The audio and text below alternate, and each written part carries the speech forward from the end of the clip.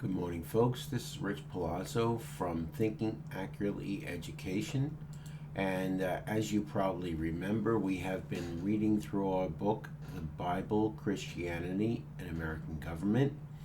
We're coming up pretty close to Christmas now, so I want to wish you all a Merry Christmas.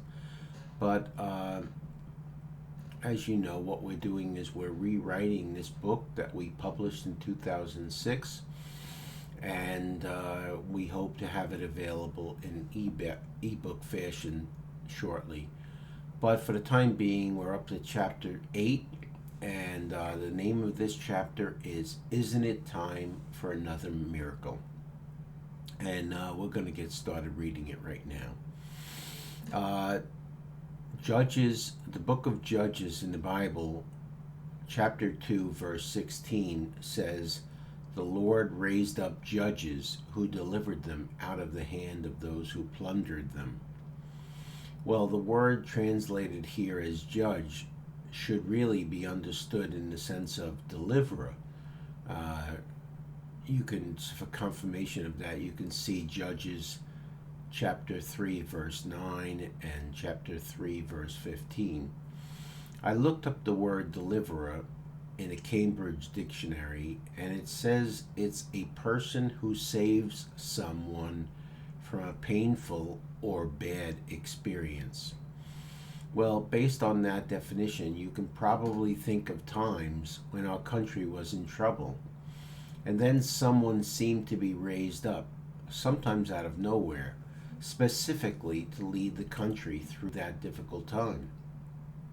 And there are other people that I can mention, but between 1776 and 1797, George Washington led the nation through its war for independence and became the first president of the United States.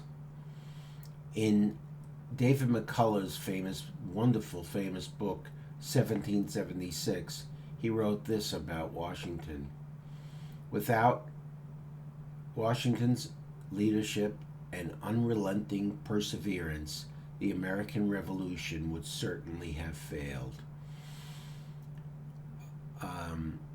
And in our own century, there have been numerous cases of this, most notably, that I can remember, John F. Kennedy in the Cuban Missile Crisis of October 1962, when the President of the United States almost single-handedly stared down the Soviet Union when they attempted to place nuclear weapons in Cuba.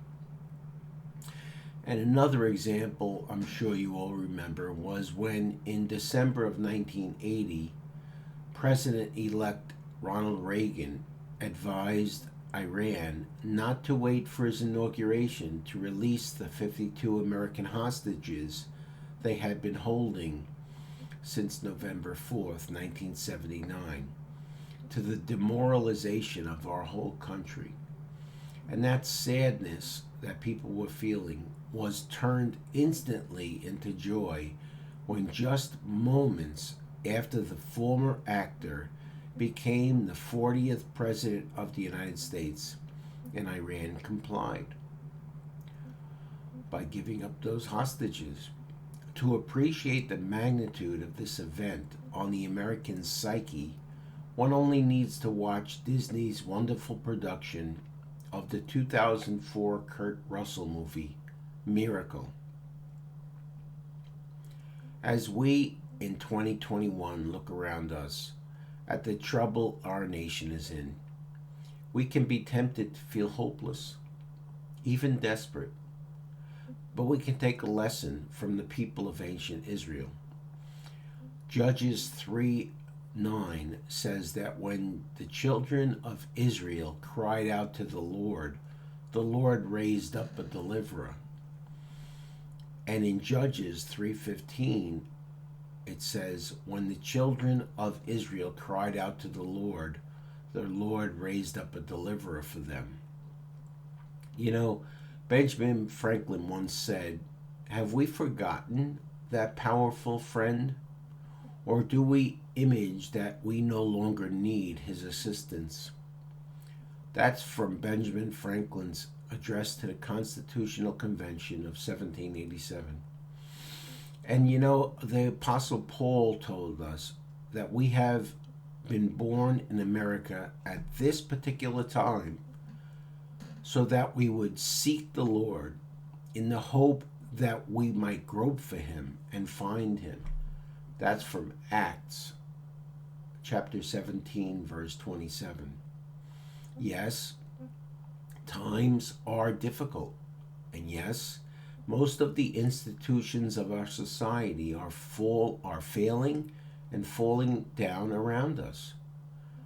It's time to cry out to the Lord for a deliverer and believe that he will provide one.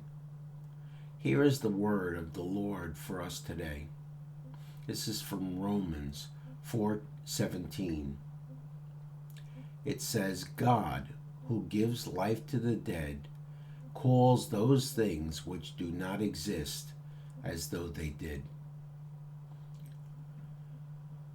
Folks, that's the end of our chapter. Again, this is Rich Palazzo from Thinking Accurately Education. We have a blog, we have a podcast, we have this YouTube channel. We've written a book called Let's Think Together, which is available on Amazon. And as I told you before, we're working on this, we're rewriting this new edition of this book, The Bible, Christianity, and the American Government. I thank you for listening today. I wish you a Merry Christmas. Have a wonderful day. Take care of yourself. Bye now.